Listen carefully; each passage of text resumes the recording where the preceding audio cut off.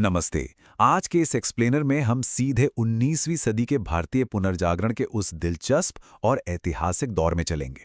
ये महज कोई सामान्य बदलाव नहीं था, बल्कि एक ऐसा शक्तिशाली आंदोलन था जिसे एक नए बौद्धिक मध्यम वर्ग ने खड़ा किया था। और इसका कारण क्या था?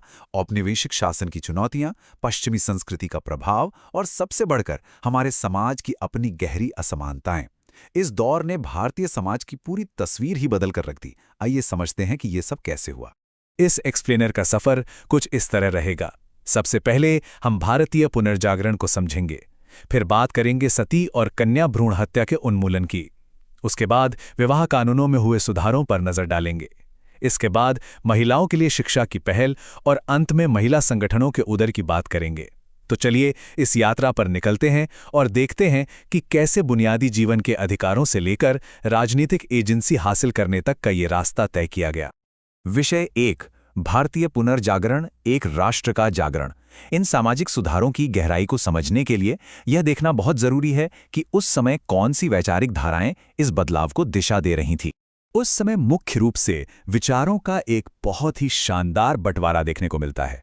एक तरफ हमारे सुधारवादी थे, जैसे ब्रह्म समाज, प्रार्थना समाज और अलीगढ़ आंदोलन।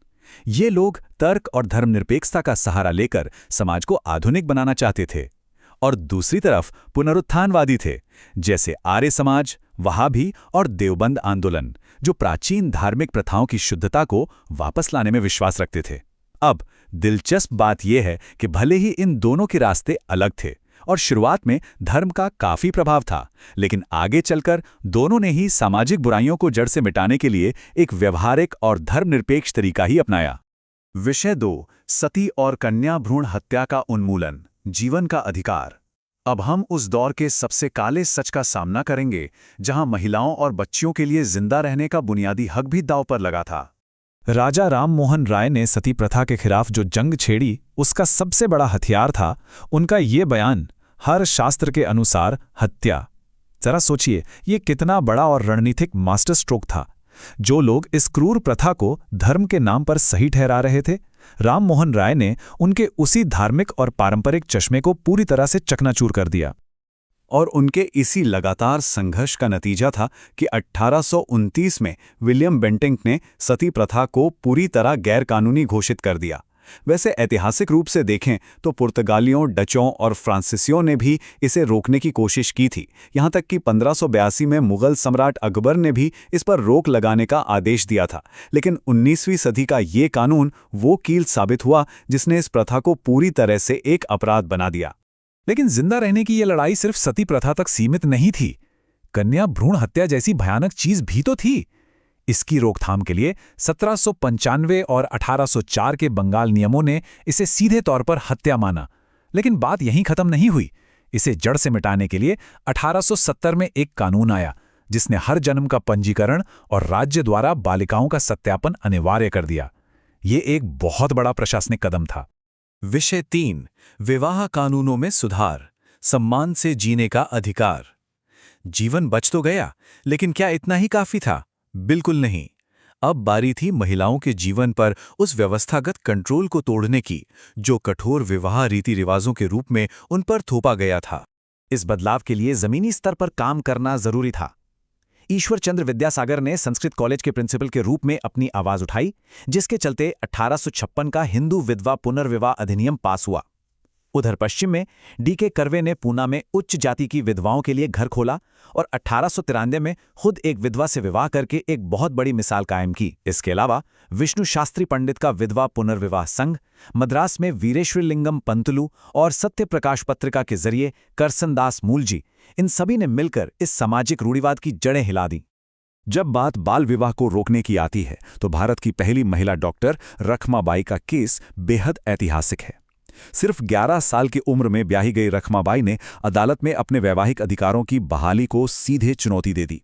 उनका यह साहस महज एक कानूनी लड़ाई नहीं थी। इसने बाल विवाह के मुद्दे को एक अमूर्त बहस से निकालकर अंतर्राष्ट्रीय स्तर का एक ज्वलंत मुद्दा बना दिया, जिसने कानून बदलने पर मजबूर कर दिया।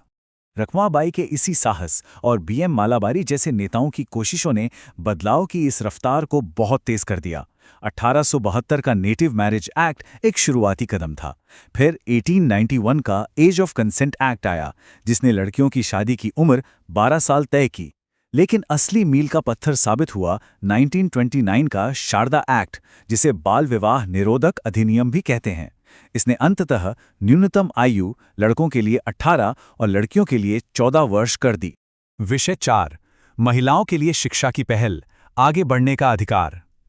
कानून बनाना तो एक तरह से सिर्फ शुरुआत थी। अगर महिलाओं को सच में सशक्त बनाना था तो उसका असली और स्थायी समाधान था शिक्षा। इन अग्रणी संस्थानों का सफर देखना सच में बहुत प्रेरणादायक है। 1819 में कलकत्ता फीमेल जुवेनाइल सोसाइटी के मिशनरी प्रयासों से लेकर 1848 में पुणे के भिड़ेवाड़ा में ज्योतिराव और सावित्रीबाई फुले द्वारा खोले गए लड़कियों के ऐतिहासिक स्कूल तक बदलाव की नींव रखी जा चुकी थी। आगे चलकर 1849 में जेईडी बेथ्यून का स्कूल, जहां विद्यासागर जी सेक्रेटरी रहे, और 1916 में डीके कर्वे का भारतीय महिला विश्वविद्यालय, ये सभी उच्च शिक्षा के बहुत बड़े कदम थे। महिला शिक्षा के इस आंदोलन ने 1854 में एक बड़ी छलांग लगाई। जब शिक्षा पर चार्ल्स वुड का डिस्पैच आया तो पहली बार यह आधिकारिक तौर पर माना गया कि महिलाओं को शिक्षित करना सरकार का कर्तव्य है। ये महज निजी कोशिशों से हटकर एक बड़ी सरकारी नीति थी, जिसने आगे जाकर दिल्ली में लेडी हार्डिंग मेडिकल कॉलेज जैसी संस्थाओं के बनने का रास्ता साफ किया। और अब इस पूरी चर्चा में एक बहुत ही अहम सवाल खड़ा होता है। जब इन पढ़ी लिखी जागरूक महिलाओं को आखिरकार अपनी आवाज मिल जाती है, जब वे खुद अपने फैसले लेने लगती हैं, तब क्या होता है? विषय 5, महिला संगठनों का उदय, नेतृत्व का अधिकार। यहां से कहानी में एक जबरदस्त मोड़ आता है। अब महिलाएं पुरुष नेतृत्व वाले सुधारों का सिर्फ एक विषय नहीं रहीं, वो खुद आगे आकर अपनी राजनीतिक और सामाजिक पहचान की अगुवाई करने लगीं। जब हम इन संस्थाओं को देखते हैं तो साफ नजर आता है कि कैसे अलग अलग प्रयासों ने मिलकर बड़े संगठनों का रूप ले लिया। पंडिता रमाबाई सरस्वती ने आर्य महिला समाज बनाया ताकि शिक्षा और मेडिकल ट्रेनिंग पर जोर दिया जा सके। रमाबाई रानाडे ने 1904 में लेडीज सोशल कॉन्फ्रेंस शुरू की और 1910 में सरला देवी चौधुरानी का भारत स्त्री महामंडल तो अपने आप में ऐतिहासिक था, क्योंकि इसे पूरी तरह से एक महिला द्वारा शुरू किया गया पहला बड़ा संगठन माना जाता है। ये जमीनी लहर बहुत जल्द बड़े राष्ट्रीय गठबंधनों में बदल गई।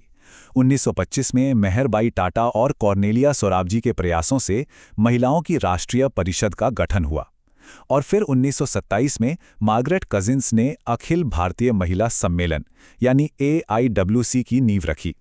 इन संगठनों का सिर्फ एक ही मकसद था, एक ऐसा समाज जहां सामाजिक न्याय हो और बिना किसी भेदभाव के सबको समान अवसर मिले।